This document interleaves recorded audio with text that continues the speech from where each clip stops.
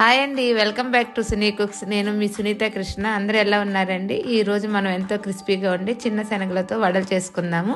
అవి ఎలాగో తయారీ విధానం ఇప్పుడు మనం చూసుకుందామండి. నేను ఆల్రెడీ నానబెట్టి మొలకలు వచ్చినాయండి చిన్న శనగలు.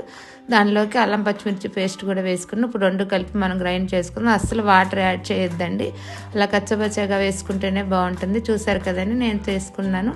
ఇందులో మనం కొంచెం కారం అండి, ఉప్పు, నేను పచ్చిమిర్చి పేస్ట్ కలిపేసాను, ఉప్పు వేసుకుందాము. కొంచెం మనం శనగపిండి కూడా వేసుకుందామండి. ఇందులో శనగపిండి వేసుకుంటే బైండింగ్ ఉంటుంది, వాడు చక్కగా వస్తుందండి. అటు ఇటు చెదరకుండా మంచిగా రౌండ్ షేప్ వస్తుంది.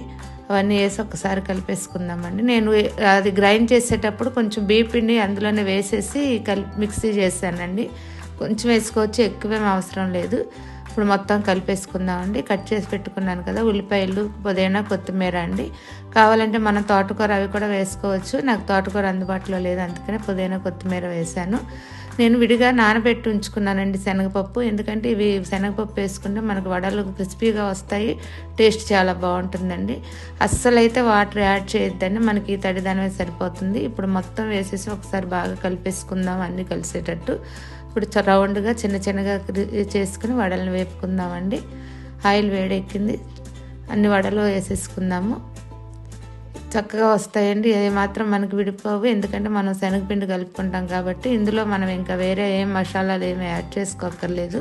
ఇట్లా వేసుకుంటే చాలా బాగుంటాయండి. ఇవి మన చికెన్ కర్రీ అయినా, చట్నీ అయినా, టమాటా చట్నీ, అల్లం చట్నీ, ఎందులో అయినా నంచుకుంటాక చాలా క్రిస్పీగా చాలా బాగుంటాయి.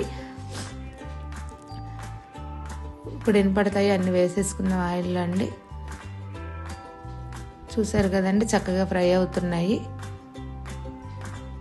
ఈ వడలు ఎంతో టేస్ట్ ఉంటాయండి. నల్ల శనగలు తీసుకుంటే మంచి ప్రోటీన్ కూడా మనకు పిల్లలకి అనేది ఇష్టంగా తింటారండి.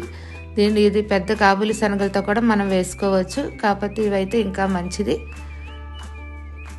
చూసారు కదండి, మంచి గోల్డెన్ బ్రౌన్ కలర్లో వచ్చేసినాయి. ఇంకా బాగా ఎగనివ్వద్దండి, అది ఆయిల్ కొంచెం చల్లబడినప్పటికే మనం ఇవి చక్కగా అయిపోతాయి. ఇప్పుడు ఆయిల్లో నురగ తగ్గిందంటే మనకి ఎగిపోయినాయి అని గుర్తండి.